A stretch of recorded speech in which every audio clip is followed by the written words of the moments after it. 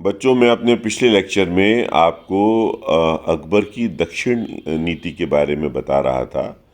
मैंने उसका पहले आपको थोड़ा बैकग्राउंड बताया था कि दक्षिण की क्या स्थिति थी। उसके बाद मैंने बताया था कि कैसे बाबर और हुमायूं ने बहुत ज़्यादा ध्यान नहीं दे पाए थे। फिर हम अकबर की बात कर रहे थे। तो 1591 में यानी 1591 में अकबर ने अपने राजदूतों को खानदेश, अहमदनगर, बीजापुर और गोलकुंडा भेजा और उन्हें अपनी संप्रभुता स्वीकार करने के लिए कहा। लेकिन खानदेश को छोड़ के अन्य सभी राज्यों ने मना कर दिया। बाद में अहमदनगर के खिलाफ मुगलों की ओर से लड़ते हुए खानदेश के शासक अली खान की मृत्यु भी हो गई।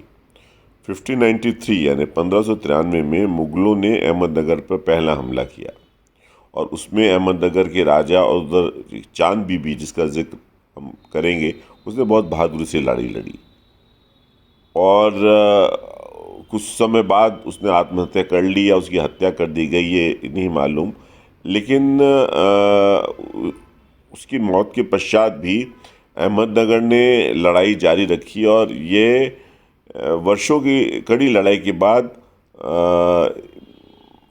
मुगलों ने बरार, अहमदनगर और दौलताबाद के इलाकों और किलों पर कब्जा करने में सफलता हासिल की। अली खान के पुत्र मीरन बहादुर ने अपने पिता को खानदेश के सिंहासन पे बिठाया। उन्होंने मुगलों के अधिकार को स्वीकार करने से इनकार कर दिया। इसलिए मुगल ने खानदेश पे फिर आक्रमण किया और बुरहानपुर और असीर के किलों पर कब्जा कर लिया और अंत में खानदेश के सभी क्षेत्रों पर साम्राज्य का पे इनका मुगलों का कब्जा हो गया।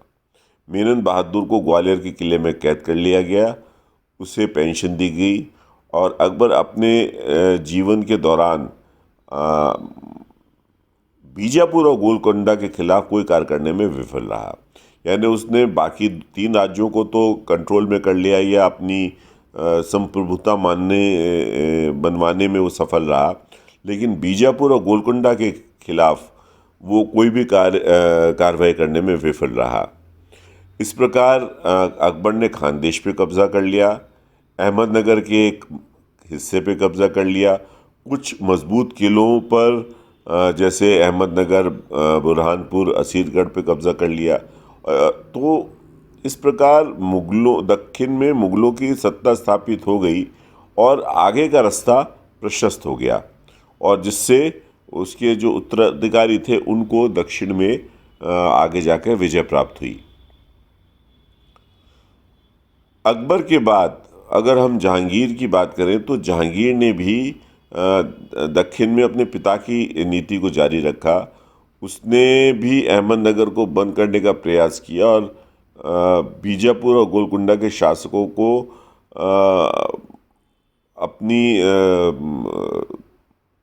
संप्रभुता स्वीकार करने को मजबूर किया। लेकिन मुगलों को अहमदनगर के वज़ीर मलिक अंबर द्वारा एक बहुत गंभीर चुनौती उनको मिली, क्योंकि मलिक अंबर ने अहमदनगर की अर्थव्यवस्था में काफ़ी सुधार किया और मुगलों के खिलाफ उसने युद्ध लड़ा और इसलिए ये जो संघर्ष था ये जहांगीर के समय में भी ये रहा, कंटिन्यू रहा।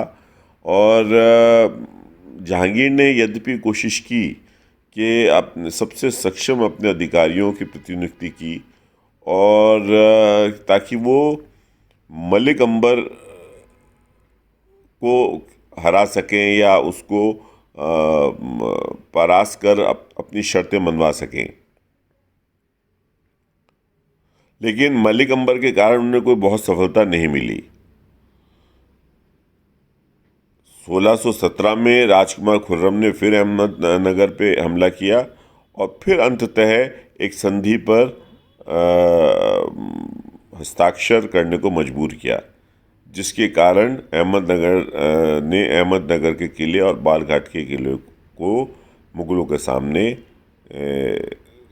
उसके सामने आत्मसमर्पण कर दिया। और जहांगीर ने उसी समय राजकुमार खुर्रम को शाहजहां की उपाधि दी। तो आगे के लेक्चर्स में मैं आपको शाहजहां और फिर औरंगज़ेब की दक्षिण नीति के बारे में बताऊंगा।